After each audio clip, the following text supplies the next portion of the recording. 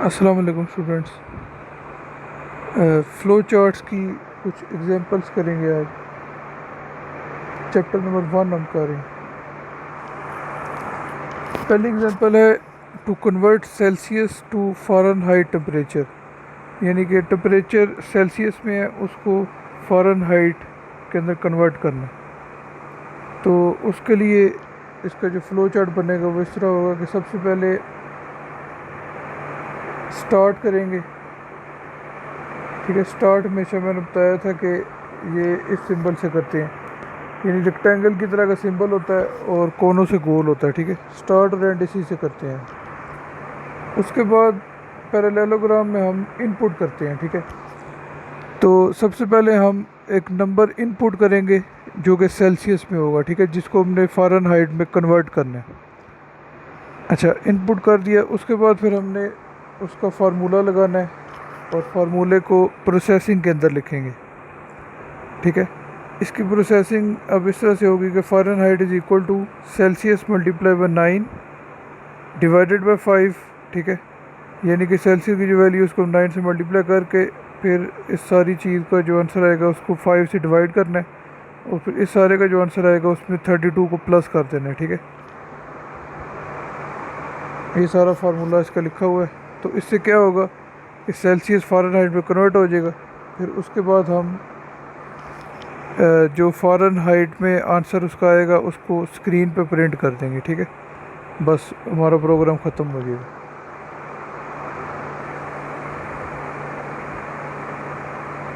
यानी कि इसमें सारा तरीक़ाकार लिखा हुआ है कि ये जो प्रोसेसिंग है सारी, ये सारा जो काम है प्रॉब्लम को जो सॉल्व करना है वो किस तरीके से करना है। ठीक है, तो फ़्लो चार्ट के ज़रिए तरीक़ाकार इस तरह से बताए जाते हैं मुख्तलिफ़ कामों को। दूसरा प्रॉब्लम है to find acceleration of a moving object with given mass and force applied.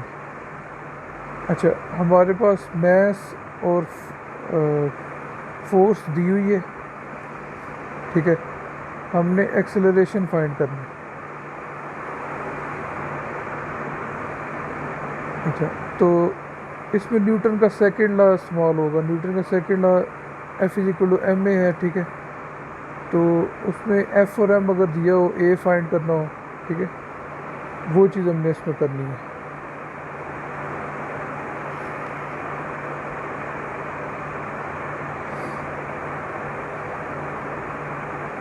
ठीक है, तो ए फाइंड करना है, एम एम ए के साथ मल्टीप्लाई हो रहा है तो इसको लेफ़्ट साइड पे ले जाए तो ये डिवाइड हो जाएगा।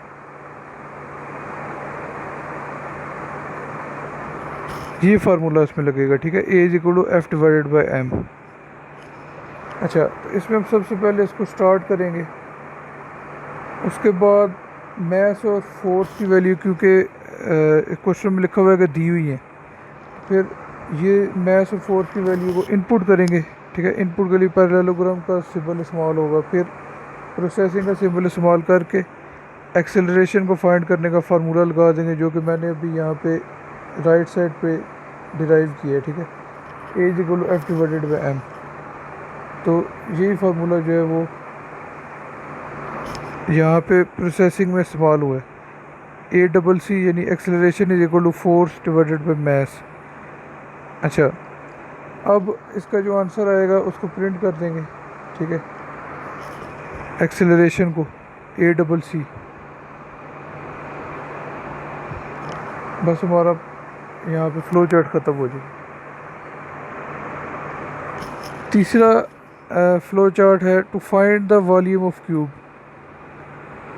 एक क्यूब का वॉल्यूम अगर हमने फाइंड करना है। ठीक है, क्यूब एक ऐसी शेप होती है जो कि 3D शेप होती है। ठीक है, यानी कि जैसे कोई एक बॉक्स होता है। मैं इसकी थोड़ी सी पिक्चर आपको बना के दिखाता हूँ।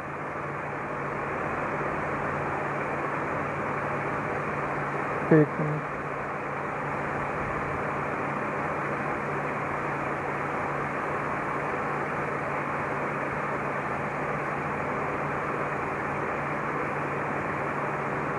ये क्यूब है। ठीक है, तो इसका वॉल्यूम फाइंड करना है कि इसके अंदर कितनी जगह है। तो वॉल्यूम फाइंड करने के लिए, क्योंकि क्यूब की हर साइड बराबर होती है, तो फिर इसके जो कोई भी एक साइड है उसको उसको 3 दफ़ा आपस में मल्टीप्लाई कर देंगे तो हमारा क्यूब निकल आएगा। ठीक है, असल में ऐसे होता है कि ये length multiply by width multiply by height, ठीक है, इन तीनों को मल्टीप्लाई करना होता है। तो इसमें क्योंकि लेंथ विड्थ और हाइट बराबर होती हैं, तो इसलिए कोई भी एक लेंथ खाली ले लो बस, और उसी को आपस में 3 दफ़ा मल्टीप्लाई करो तो वॉल्यूम निकल आता है। अच्छा, इसको पहले स्टार्ट करेंगे, फिर हम इसकी जो एक लेंथ है, एक कोने की जो लंबाई है, ठीक है, यानी फ़र्ज़ करें ये वाली लंबाई, इसको इसकी वैल्यू इनपुट कर देंगे हम। ठीक है, कि ये लंबाई की ये वैल्यू है। ठीक है, ये चीज़ हमने इनपुट कर दी। फिर हमने वॉल्यूम फाइंड करना है, तो वॉल्यूम के लिए वही जो एज है उसको आपस में 3 दफ़ा मल्टीप्लाई कर देंगे। ठीक है, यानी ये जो लेंथ होगी इसको 3 दफ़ा जब आपस में मल्टीप्लाई करेंगे तो वॉल्यूम हमें फाइंड हो जाएगा। तो फिर उसको हमने स्क्रीन पे प्रिंट करना है। ठीक है, वो ख़त्म। चौथा है to find plain the interest on the amount. Plain interest हमने फाइंड करनी है। ठीक है, एक रकम के ऊपर, यानी कि जो उसका इंटरेस्ट यानी कि सूद होता है। अच्छा, अब इसमें स्टार्ट किया पहले, उसके बाद अमाउंट कितनी है जिस पे हमने इंटरेस्ट फाइंड करना है, दूसरी चीज़ है कि उसका रेट क्या है, ठीक है, इंटरेस्ट फाइंड करने का, और तीसरी चीज़ है कि ईयर कितने सालों का फाइंड करना है। ये 3 चीज़ों की वैल्यू पहले हम इनपुट करेंगे, फिर प्लेन इंटरेस्ट का फार्मूला लगा देंगे। Plain interest is equal to amount multiply by rate divided by 100 multiply by year.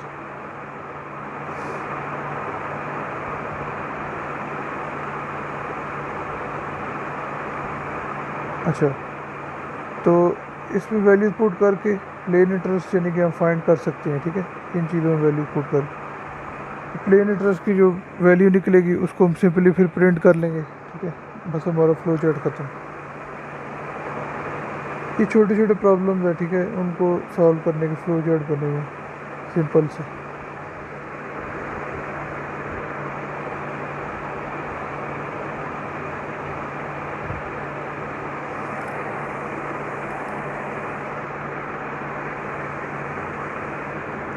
अच्छा, पांचवा प्रॉब्लम है to find the sum product and average of 5 given numbers.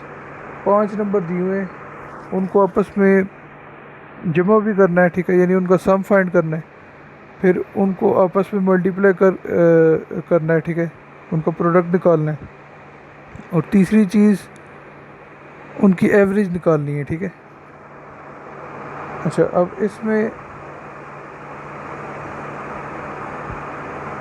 5 number पहले हम इनपुट करेंगे। ठीक है, पहले को हम कहते हैं N0, फिर N1, N2, N3, N4। ठीक है, ये 5 नंबर हैं, कुछ भी ये हो सकती है ये नंबर, यानी N0 फर्ज करे 7 है, N1 जो है 89 है, इस तरह कोई भी 5 नंबर होंगे। ठीक है, पहले इनकी वैल्यूज़ इनपुट करेंगे, फिर हमने 3 चीज़ें फाइंड करनी है। पहले सम फाइंड करेंगे, उसमें इन पाँचों को आपस में प्लस कर देंगे। ठीक है, N0 plus N1 plus N2 इसी तरह, यानी प्लस N3 प्लस N4। इसी तरह फिर इनकी प्रोडक्ट फाइंड करेंगे, इसमें इन सारों को आपस में मल्टीप्लाई कर देंगे। N0 को N1 से, फिर N2 से भी, N3 से भी और N4 से भी। फिर एवरेज जब निकालनी है तो एवरेज के लिए हम, यहाँ पे थोड़ी सी मिस प्रिंटिंग है, ठीक है, एरर है। एवरेज के लिए इन पांचों नंबरों को प्लस करना होता है। ठीक है, यहाँ साइन मल्टीप्लाई का डला हुआ, ये मिस्टेक है, ये मल्टीप्लाई के साइन नहीं आएंगे बल्कि यहाँ पे प्लस के साइन आएंगे।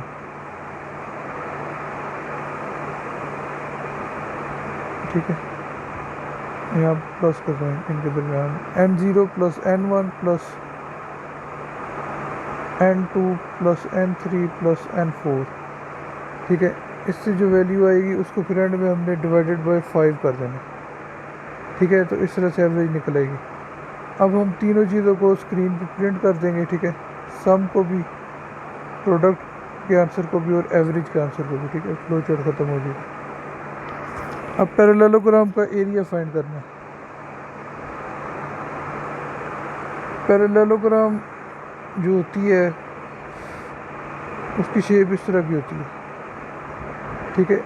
ये और ये आपस में पैरेलल होती हैं, दो लाइनें, ठीक है। फिर उसके बाद ये दो लाइनें जो है ये टेढ़ी होती हैं, बिल्कुल सीधी नहीं होती। ये और ये लाइन आपस में इक्वल होती है। अच्छा, तो इसमें अब इस लाइन को हम इसकी बेस कह देते हैं, ठीक है। ये दोनों लाइनें बेस है। और दूसरी चीज़ बेस मल्टीप्लाई बाय हाइट, इस फार्मूला के ज़रिए हमने इसका एरिया निकालना है, ठीक है। Area is equal to base multiply by height. तो बेस तो ये है, हाइट ये है, ठीक है।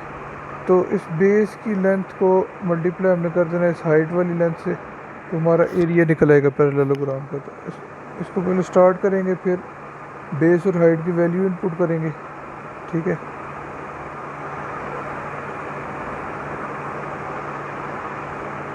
इनपुट करने के बाद हम बेस और हाइट को मल्टीप्लाई करके एरिया निकाल लेंगे, ठीक है, फार्मूला से। और ये जो एरिया हमने निकाला होगा इसको हम प्रिंट कर देंगे बस, एंड। अच्छा, अब ये थोड़े से मुख्तलिफ फ़्लो चार्ट यहाँ से स्टार्ट होते हैं 7वें से, ठीक है। पहले से थोड़े से मुश्किल है, कम्प्लेक्स है। अच्छा, इसके अंदर कंडीशनल फ़्लो बयान किया गया हुआ है फ़्लो चार्ट्स का, ठीक है। कंडीशनल फ़्लो का मतलब ये है कि इसमें कोई डिसीजन मेकिंग भी हमें करनी पड़ेगी, ठीक है। कोई कंडीशन दी हुई है, कोई सूरत दी हुई है कि अगर ऐसा है तो फिर ये करेंगे, अगर ऐसा नहीं है तो फिर दूसरी तरफ जाएंगे, ठीक है। तो यानी कि हमें बीच में एक डिसीजन भी लेना पड़ेगा अपने फ़्लो चार्ट के अंदर। ये हमारे पे डिपेंड करता है कि हम किस साइड पे जाते हैं, ठीक है। एक जहाँ पे डिसीजन लेना होता है वहाँ हमारी मर्ज़ी होती है कि वहाँ वो डिसीजन ले या ना ले, वो सिचुएशन के मुताबिक जो है वो हमें वहाँ पे डिसाइड करना पड़ता है। तो क्वेश्चन है कि to determine whether a given number is odd और इवन, हमने ये पाया कि जो नंबर दिया हुआ है, ठीक है, जो नंबर यानी कि इनपुट किया जाएगा वो नंबर इवन है या ओड है। अच्छा, अब इसके लिए सबसे पहले हमने इसको स्टार्ट किया, ठीक है। फिर हमने वो नंबर इनपुट किया जिसको फाइंड करना है कि वो इवन है या ओड है, ठीक है, जुफ्त है या ताक है। तो उस नंबर को जो है वो हमने n का नाम दिया हुआ है, ठीक है। n वेरिएबल में उसको हमने स्टोर किया हुआ है। अच्छा, अब वो कुछ भी वो नंबर हो सकता है, 57 है, 32 है, जो भी है। अच्छा, n में उसकी वैल्यू स्टोर की जाएगी। अच्छा, अब यहाँ पे एक प्रोसेसिंग हमने की, REM यानी रिमाइंडर निकाला। REM is equal to n mod 2। n mod 2 का मतलब ये है कि n का मॉडुलस फाइंड करेंगे, ठीक है, यानी कि n को 2 पे डिवाइड करते जाएंगे और आखिरी जो रिमाइंडर बचता है वो फाइंड करेंगे। जैसे मिसाल है, अगर फ़र्ज़ करें वो नंबर 5 है तो उसको 2 पे डिवाइड करें, ठीक है। अब ये जो एंड पे रिमाइंडर बचता है वो क्या निकला, 1 निकला। वो 1 जो है ये मॉडुलस के ज़रिए हम फाइंड कर सकते हैं। वो REM की वैल्यू ये 1 हो जाएगी फिर, ठीक है। इस सूरत में अगर नंबर 5 हुआ तो जब कोई और नंबर होता है तो उसका रिमाइंडर हमेशा 1 निकलता है, ठीक है। और जब कोई इवन नंबर होता है तो उसका रिमाइंडर हमेशा 0 निकलता है। जैसे मिसाल है, अगर यहाँ पे 4 होता तो 2 2 और 4, इसका रिमाइंडर बचा एंड पे 0, ठीक है। तो इस तरह से हमें पता चल सकता है कि अगर रिमाइंडर 0 हुआ तो वो इवन नंबर है, और अगर रिमाइंडर 1 हुआ तो वो ओड नंबर है, ठीक है। अब यहाँ पे नीचे हमने डिसीजन लेना है। तो डिसीजन इसमें इस तरह से है कि रिमाइंडर इज़ 0, कि रिमाइंडर की वैल्यू 0 आई है या नहीं आई। अगर 0 है यस, तो फिर हम लिख देंगे कि आउटपुट कर देंगे कि प्रिंट एन इज़ ईवन, ये जो एन नंबर था ये ईवन है कोई, ठीक है। अगर ये ज़ीरो नहीं आता, ठीक है, यानी कि वन आए थे, उस सूरत में हम प्रिंट कर देंगे कि एन इज़ ओड, ठीक है, ये नंबर ओड है, बस ख़त्म। तो इस तरह से यानी कि डिसीजन लेना होता है हमने कि या तो उसकी वैल्यू यस हो सकती है या नो हो सकती है, ठीक है। बाज़ औक़ात हमने अपनी मर्ज़ी के भी डिसीजन लेने होते हैं। ये तो है ऐसा फ्लो चार्ट था जिसमें लाजमी तौर पे या तो यस निकलेगा या नो निकलेगा। बाज़ औक़ात हमने क्या है कि वो खुद डिसाइड करना होता है कि यस की तरफ जाना है या नो की तरफ जाना है। जैसे चाय वाली एग्जांपल मैंने आपको दी थी लास्ट टाइम, उसमें चीनी अगर डालनी हो तो वो हमारी मर्ज़ी होती है कि चीनी डालनी है या नहीं डालनी। डालनी है तो यस की तरफ जाएंगे, नहीं डालनी तो आगे जाएंगे सीधे फ्लो चार्ट में। अच्छा, ये अब थोड़ा सा कॉम्प्लेक्स फ्लो चार्ट आ गया, इसमें ये भी कंडीशनल फ्लो चार्ट्स पे मबनी है, ठीक है। अच्छा, क्वेश्चन नंबर 8 है to display the larger one out of the 3 given unequal numbers. ये सारे जो फ्लो चार्ट मैं अभी आपको समझा रहा हूँ ये आपकी बुक के अंदर मौजूद हैं, ठीक है, सब एग्जांपल उसमें दी हुई है।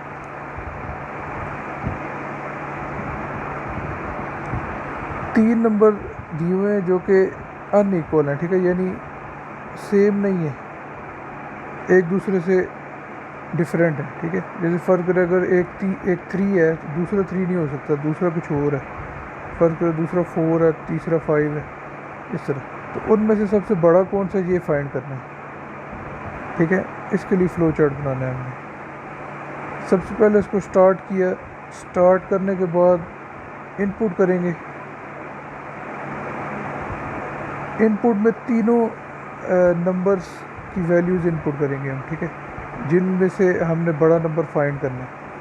n0, n1 और n2 की वैल्यू हमने इनपुट की। ये 3 नंबर्स हैं, ठीक है, इनकी कुछ भी वैल्यू हो सकती है, वो इनपुट करेंगे इनकी वैल्यूज़, ठीक है, n0, n1 और n2 की। उसके बाद हम एक प्रोसेसिंग करते हैं। प्रोसेसिंग में हम कहते हैं कि अगर फ़र्ज़ करें कि जो n0 है वो लार्ज नंबर है, ठीक है, अगर वो सबसे बड़ा नंबर है, ठीक है, तो उसके लिए फिर आगे हम एक डिसीजन लेंगे कि अगर हम n0 को बड़ा नंबर समझते हैं, उसको चेक करने के लिए हम ये करेंगे कि हम कहेंगे कि n1 जो है वो लार्ज नंबर से बड़ा है, ठीक है, जो दूसरा नंबर है। अगर वो वाकई बड़ा है फिर तो हम कह देंगे कि लार्ज नंबर n1 होगा, ठीक है, क्योंकि हमने पहले n0 को लार्ज नंबर बोल लिया, ठीक है। अगर n1 उससे बड़ा निकला n0 से, फिर तो हम कह देंगे कि n1 लार्ज है, ठीक है, n0 लार्ज नहीं है। अगर ये बड़ा ना निकला तो फिर हम सीधे ही आगे चले जाएंगे, ठीक है। ये जो 2 स्टेप्स हैं इनकी तरफ नहीं जाएंगे फिर हम, ठीक है। ये जो बीच में स्टेप है इसको स्किप कर देंगे, क्योंकि n1 अगर बड़ा ना हुआ n0 से तो फिर तो हम n1 को लार्ज नहीं करेंगे, इसलिए हम फिर डायरेक्ट जो है ये लाइन यहाँ से इधर आ रही है और इधर एरो इस स्टेप तक बना हुआ है, ठीक है। इसका मतलब ये है कि हम डायरेक्ट इस स्टेप पे चले जाएंगे। अब यहाँ पे लिखा हुआ है कि n2 बड़ा है लार्ज नंबर से। इस टाइम लार्ज नंबर या तो n1 होगा अगर हम यस की तरफ से आते हैं, और अगर हम नो की तरफ से आते हैं तो फिर हम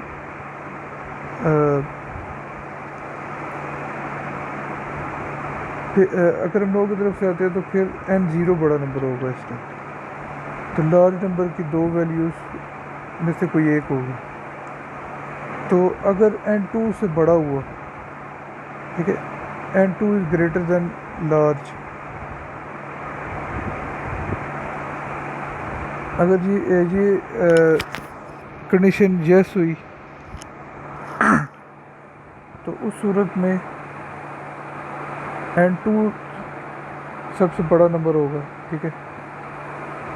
और अगर n2 जो अभी तक जो सबसे बड़ा नंबर है n0 या n1 में से कोई एक, अगर उससे बड़ा ना हुआ तो फिर हम जो भी सबसे लार्ज नंबर है उसी को प्रिंट कर देंगे, ठीक है। येस की कंडीशन हुई तो फिर N2 वाली प्रिंट हो जाएगा क्योंकि वही फिर लार्ज होगा, और अगर नो की कंडीशन हुई तो फिर जो N0 या N1 में से जो लार्ज चल रहा था वो प्रिंट हो जाएगा, ठीक है। तो इस तरह से हम सबसे बड़ा नंबर फाइंड कर सकते हैं। अच्छा, इसी प्रॉब्लम को फाइंड करने का एक और फ्लो चार्ट बना हुआ है। एक प्रॉब्लम को सॉल्व करने के लिए एक तरह का फ्लो चार्ट नहीं बनता, ठीक है, एक से ज़्यादा तरह के भी बन सकते हैं। अब उसमें हमने खुद जो है वो चूज़ करना होता है कि हम कौन से फ़्लो चार्ट को फॉलो करें, ठीक है, जो सा हमें बेहतर लगता है हम उसको फॉलो करते हैं, ठीक है। यानी एक प्रॉब्लम का एक सोल्यूशन नहीं है, कई तरीक़ों से उसको हम सॉल्व कर सकते हैं, ठीक है। तो उसमें जो बेस्ट सोल्यूशन होता है वो हमने अपनी मर्ज़ी से जो है वो उसको चूज़ करना होता है, खुद चूज़ करते हैं। अच्छा, अब वही चीज़ है, 3 वैल्यूज़ इनपुट करनी है पहले। उन 3 वैल्यूज़ को हमने नाम दे दिया A, B और C का, ठीक है। अब A, B और C के बाद आगे एक डिसीजन आया। वो डिसीजन ये है कि क्या A B से बड़ा है, ठीक है। अगर A B से वाकई बड़ा हुआ तो हम येस की तरफ जाएंगे, ठीक है। अगर A B से बड़ा ना हुआ तो फिर हम नो की तरफ जाएंगे, ठीक है। यहाँ पे एक कंडीशन आ गई है। तो अगर ये येस है तो हम राइट साइड पे जाते हैं। राइट साइड पे वो हमें पूछ रहा है कि अगर A B से बड़ा है तो इसका मतलब है अब A बड़ा है, तो क्या A C से भी बड़ा है? यहाँ पे एक और डिसीजन है। तो अगर A C से भी बड़ा हुआ तो फिर हम यस की साइड पे जाएंगे और यस की साइड पे हम आउटपुट A को ही कर देंगे क्योंकि फिर तो A ही सबसे बड़ा होगा, ठीक है।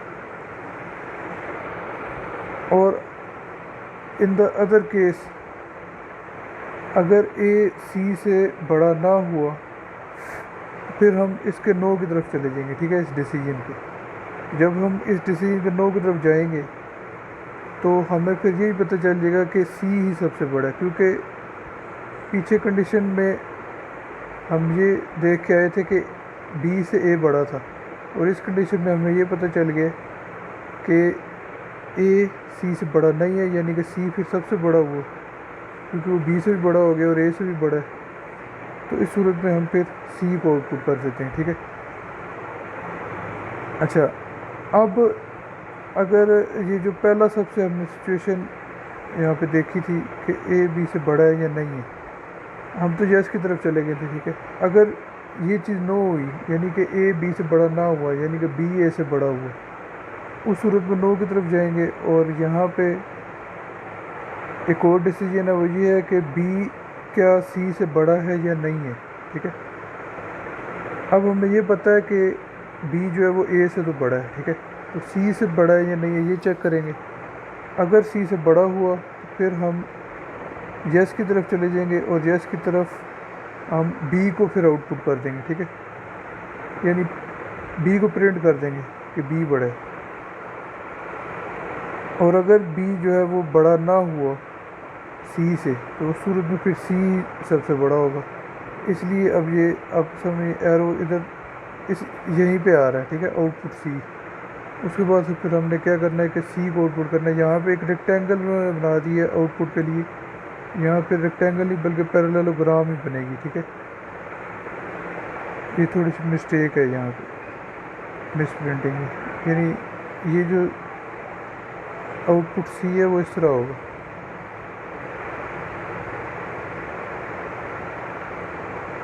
ठीक है, टेढ़ी बनेगी, पैरेललोग्राम बनेगी, रेक्टेंगल नहीं बनेगी। अच्छा, उसके बाद फिर एंड करना है।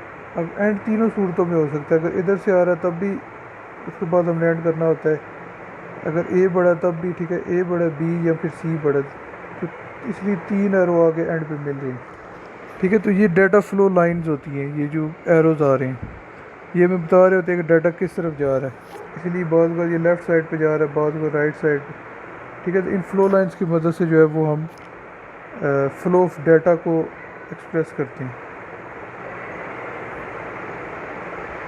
अच्छा, अब फ्लो चार्ट नंबर 9 है। इसमें to assign grade to a subject based on total marks and obtained marks. अच्छा, टोटल मार्क्स और ऑब्टेन्ड मार्क्स दिए हुए हैं, ठीक है, एक सब्जेक्ट के, तो उसको हमने ग्रेड देना है, ठीक है, यानी कि वो ए ग्रेड में आता है या बी ग्रेड में आता है, ठीक है। फ़र्ज़ करें उसने 100 में से 80 मार्क्स लिए, तो वो कौन से ग्रेड में आएगा, ये चीज़ फाइंड करनी है। इसका फ्लो चार्ट बनाना है, तो इसके लिए सबसे पहले क्या है कि हम स्टार्ट करेंगे। स्टार्ट करने के बाद ऑब्टेन्ड मार्क्स और टोटल मार्क्स को इनपुट करेंगे, ठीक है। सबसे पहले ये काम करेंगे कि मार्क्स आए कितने हैं और टोटल कितने थे। फिर उसकी परसेंटेज निकालेंगे। परसेंटेज के लिए ऑब्टेन्ड मार्क्स को डिवाइड करेंगे टोटल मार्क्स से और फिर मल्टीप्लाई बाय 100 कर देंगे। ये आम सी चीज़ है जो कि आप लोग भी करते रहते हो, ठीक है, परसेंटेज निकालने के लिए अपने मार्क्स की। अब अगर उसकी परसेंटेज 80 से ज़्यादा निकलती है, ठीक है, यहाँ पे डिसीजन लेंगे कि 80 से ज़्यादा है, यानी कंडीशन है कि 80 से ज़्यादा है या नहीं। अगर 80 से ज़्यादा वाकई निकलती है तो फिर तो ग्रेड इसका जो है वो ए पॉजिटिव होगा, ठीक है, ए प्लस होगा। और अगर ये कंडीशन नहीं मैच होती, यानी कि 80 से बड़ा वो नहीं है, उस सूरत में फिर हम आगे चेक करेंगे। आगे हम ये चेक करेंगे कि क्या ये 70 से बड़ा है, क्या उसके नंबर 70 से ज़्यादा है तो फिर ग्रेड ए होगा, अगर नहीं है तो फिर आगे चलेंगे। आगे हमने चेक किया 60 से बड़ा है कि नहीं है, ठीक है, अगर इससे बड़ा तो फिर ग्रेड बी है। दूसरी सूरत में आगे चेक करेंगे कि क्या ये 50 से बड़ा है कि नहीं। अगर 50 से बड़ा तो फिर ग्रेड सी आएगा, ठीक है, अगर नहीं है तो फिर 40 से चेक करेंगे कि 40 से ग्रेटर देन इसकी यानी परसेंटेज है कि नहीं। इस सूरत में इसका ग्रेड डी हो जाएगा, ठीक है, अगर 40 से ऊपर इसके नंबर हुए, 40 से 50 के दरमियान। अगर ये नहीं हुए तो फिर उस सूरत में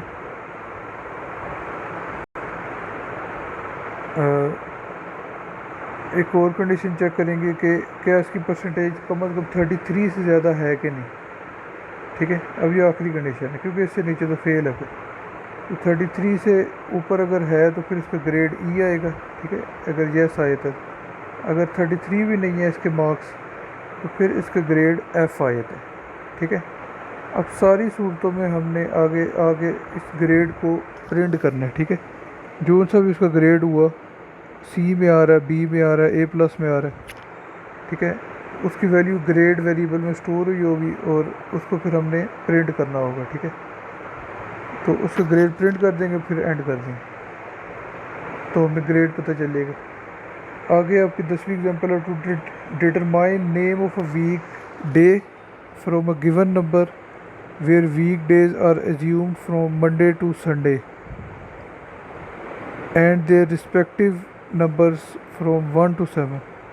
अब ऐसे है कि नेम फाइंड करना है हफ्ते के दिन का, ठीक है, नंबर के ज़रिए से, ठीक है। और जो वीक डेज हैं उनका नाम हमने मंडे, ट्यूसडे, वेडनेसडे, इस तरह संडे तक ये रखे हुए हैं।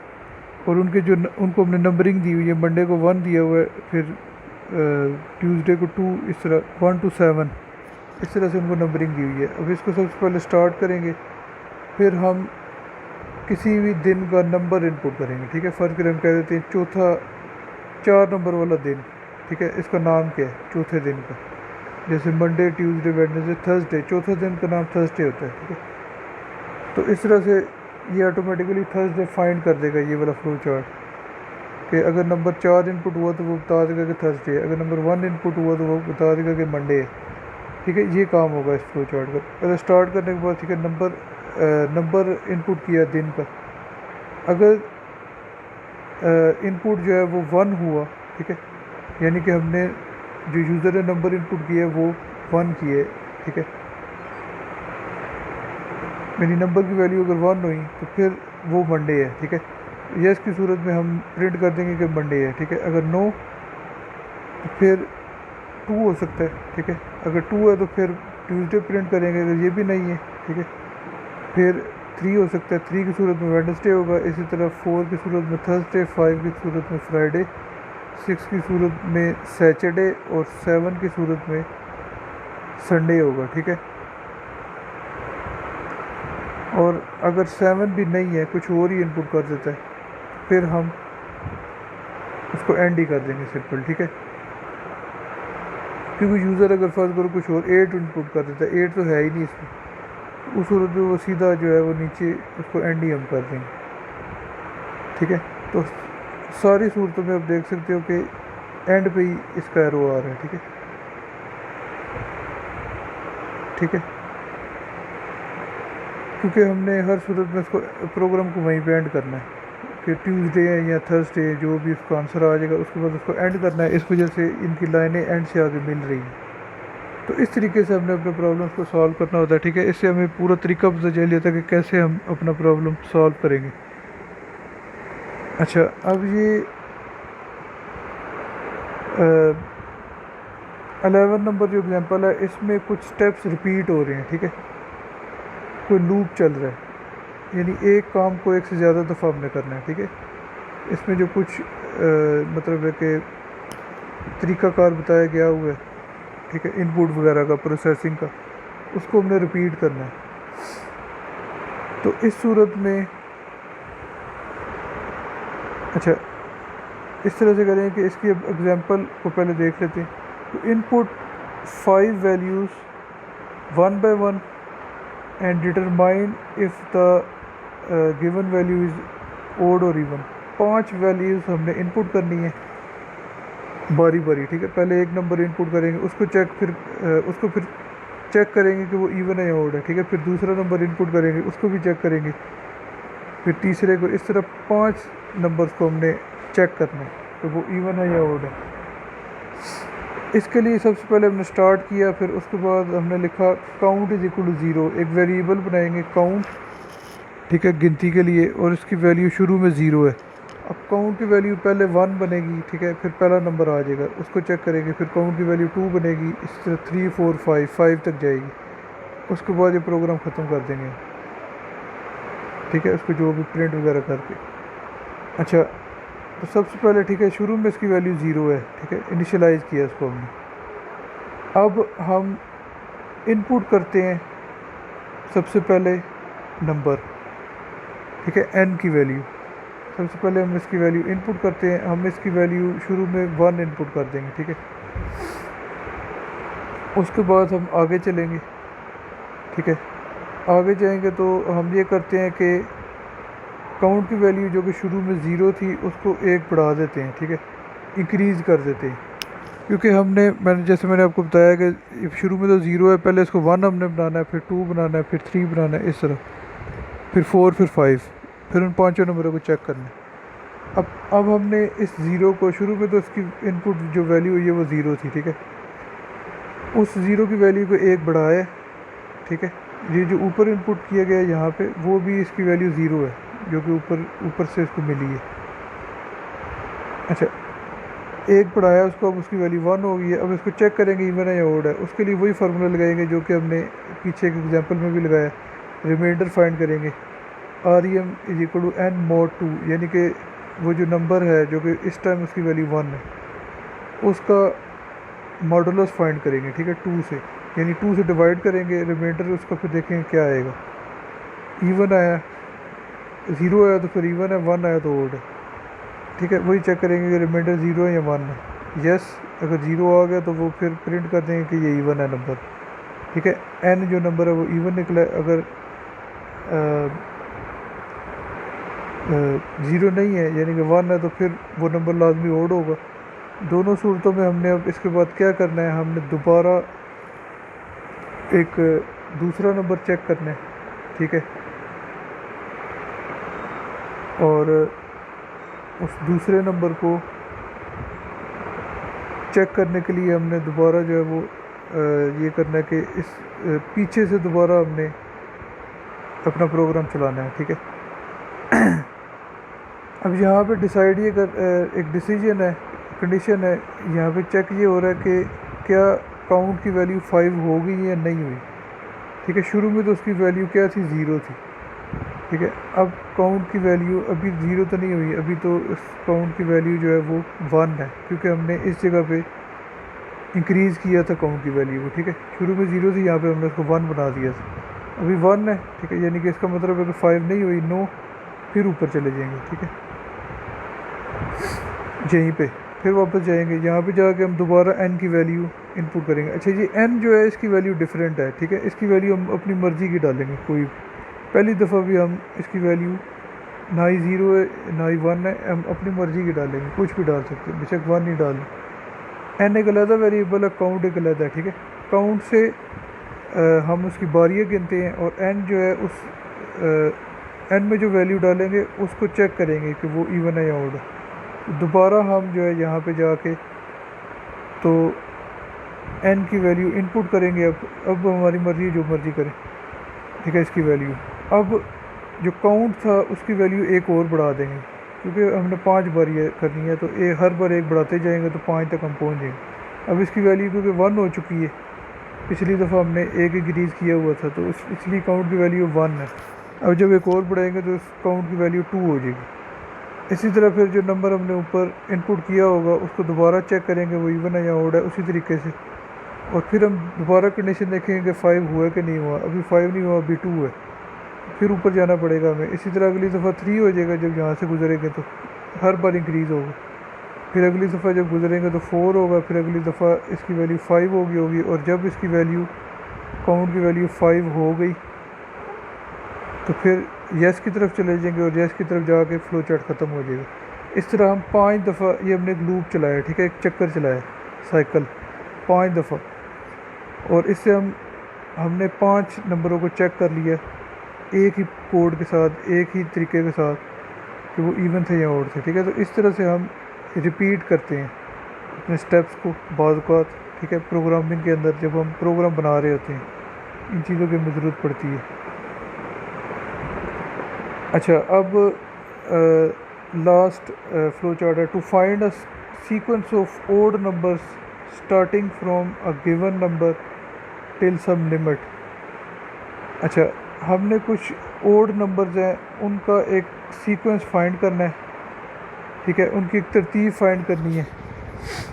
और वो जो ओड नंबर्स हैं वो उस नंबर से शुरू होंगे जो कि हम खुद देंगे, ठीक है, जो कि गिवन होगा। और उसकी एक लिमिट भी बताएंगे कि फ़र्ज़ करो 32 से लेके या 33 से लेके 73 तक के नंबर का सीक्वेंस फाइंड करना है, ठीक है। इस तरह यानी लिमिट भी बताएंगे कहाँ तक करना है और शुरू कहाँ से करना है वो भी बताएंगे। तो इसको हम पहले स्टार्ट करेंगे, ठीक है। स्टार्ट करने के बाद पहले इनपुट करेंगे हम दो नंबरों को, एक तो n को इनपुट, n की वैल्यू इनपुट करेंगे, दूसरी लिमिट की। यानी n वो नंबर है कि शुरू कहाँ से करना है और लिमिट वो नंबर है कि इसको ख़त्म कहाँ तक करना है, ठीक है। दोनों की वैल्यू इनपुट की, फिर उसके बाद हमने उसको चेक करना है कि वो ओड है या इवन है। उसके लिए वही फार्मूला लगाएंगे जो कि लास्ट टाइम लगाया था, n mod 2, ठीक है, reminder is equal to n mod 2। अगर यानी रिमाइंडर फाइंड करेंगे उस नंबर का, अगर वो ज़ीरो निकला है, ठीक है, यस, अगर वो ज़ीरो निकला तो उस सूरत में हम n की वैल्यू बढ़ा देंगे। अगर वो ज़ीरो ना निकला तो फिर एज इट इज़ हम आगे चले जाएंगे, ठीक है, क्योंकि हमें सिर्फ ओड नंबर चाहिए। अगर वो नंबर इवन हुआ तो फिर एक बढ़ा के उसको ओड बना देंगे, क्योंकि अगर 22 हो तो एक बढ़ाएं तो वो 23 हो जाता है, वो ओड बन जाता है, ठीक है। और अगर वो पहले ही 23 हुआ तो फिर हम इस साइड से आएंगे, ठीक है। उस सूरत में हम बढ़ाएंगे कुछ भी नहीं, सीधे आगे चले जाएंगे। अच्छा, अब हम चेक करेंगे क्या n जो है वो अभी तक लिमिट से छोटा ही है या नहीं है, ठीक है, क्योंकि लिमिट तक हमने इसको चेक करना है n को। तो अगर n लिमिट से छोटा है तो फिर हम यस की तरफ जाएंगे और फिर हम n को प्रिंट कर देंगे, ठीक है। यानी n की जो वैल्यू आई होगी, फ़र्ज़ करें हमने शुरू किया नंबर 3 से, ठीक है, तो 3 प्रिंट हो जाएगा, स्क्रीन पे लिखा आ जाएगा। अब 3 के बाद हमने अगला ओड नंबर फाइंड करना है, क्योंकि लिमिट तक हमने सारे ओड नंबर प्रिंट करने हैं। अगर हमारी लिमिट है 11, फ़र्ज़ करें 3 से शुरू किया, n की वैल्यू 3 है और लिमिट की वैल्यू 11 है, फ़र्ज़ करें। तो अब इस जगह पे पहुंच के हम 3 को प्रिंट कर देंगे। फिर उसके बाद हमने क्या करना है कि क्योंकि अगला नंबर 3 से अगला ओड नंबर 5 होता है, और 3 और 5 के दरमियान 2 का फ़र्क होता है। 5 - 3 करें तो 2 आता है। 2 नंबर हमने उसको बढ़ाना है, इसलिए हम इसकी n की वैल्यू में 2 प्लस कर देंगे, ठीक है, उसको इंक्रीज़ में 2 कर देंगे और उसके बाद फिर पीछे जाएंगे। पीछे अब हम यहाँ तक जाएंगे। यहाँ पे जाने के बाद हम फिर चेक करेंगे कि क्या अभी भी लिमिट से n बड़ा है या छोटा है। ठीक है, अगर ये लिमिट से अभी भी छोटा हुआ, क्योंकि लिमिट 11 है, फ़र्क करें, हमने एक एग्जांपल ली है, तो फिर हम यस की तरफ आ जाएंगे और दोबारा नंबर को प्रिंट कर देंगे जो कि 5 होगा, वो 5 प्रिंट हो जाएगा। ठीक है, 5 प्रिंट होने के बाद फिर उसको 2 से बढ़ा देंगे, अब 7 बना देंगे। इसी तरह करते रहेंगे जब उसकी वैल्यू लिमिट के बराबर होगी, यानी लिमिट से छोटी होनी चाहिए। जब उससे छोटी ना रही, यानी फ़र्ज करें वो कुछ और बन जाती है, 11 बन जाती है, क्योंकि 11 लिमिट के बराबर है हमारी एग्जांपल में, फिर हम 9 की तरफ चले जाएंगे, क्योंकि अब उससे छोटा तो नहीं रहा, उसके बराबर हो गए। बराबर नहीं, जब बड़ा हो जाएगा तो फिर 9 की तरफ चले जाएंगे और वहाँ फ्लो चार्ट ख़त्म हो जाता है। ओके, अल्लाह हाफिज़।